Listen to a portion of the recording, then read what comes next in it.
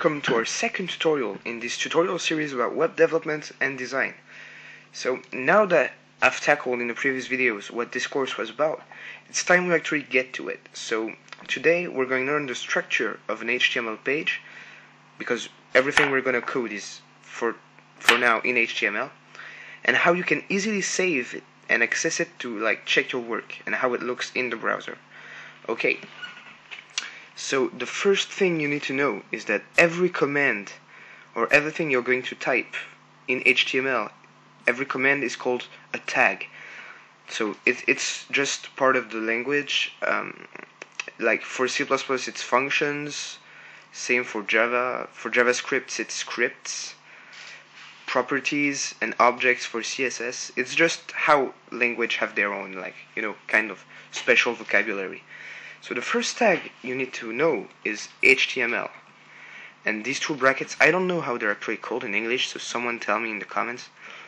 The first tag you'll need to know is HTML. So this tag here helps the browser declares that everything you're typing under it is in fact and should be interpreted as HTML language. So yes, that's how you're going to begin every project in this series.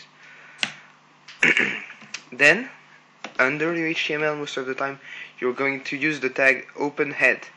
So this is the header. This is where you're not going to need it right away, actually.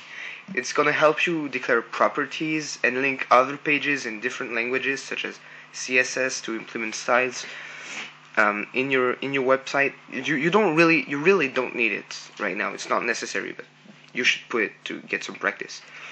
And then what you actually need to worry about here is the body.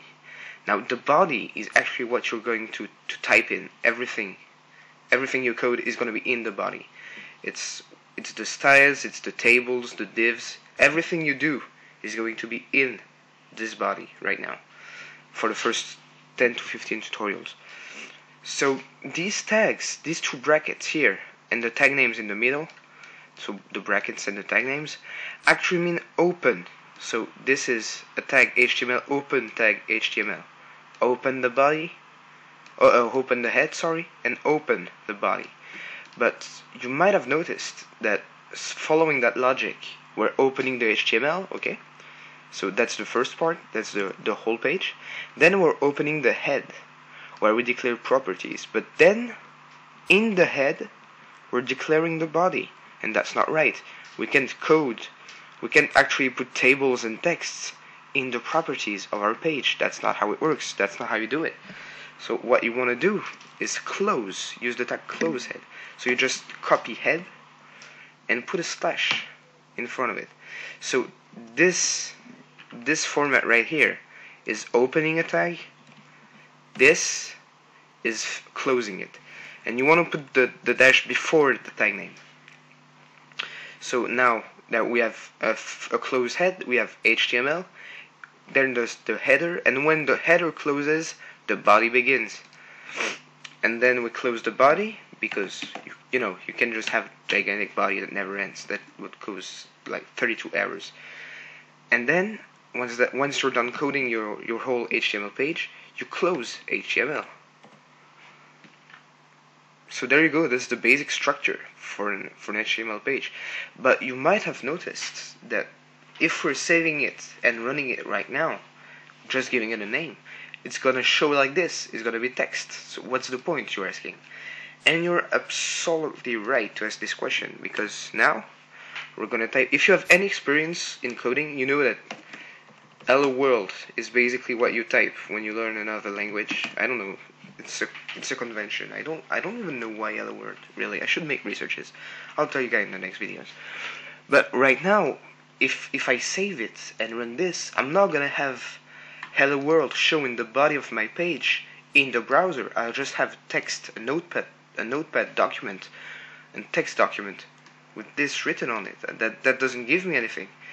And you're absolutely right. So what you're gonna do is save it as test. I called it test, but you're not gonna just save it as test.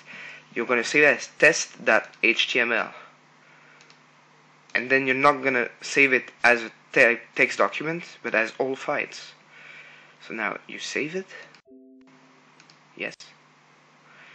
and you'll see that if I actually minimize these and open test in my browser, it's gonna show me hello world and not the code I've typed.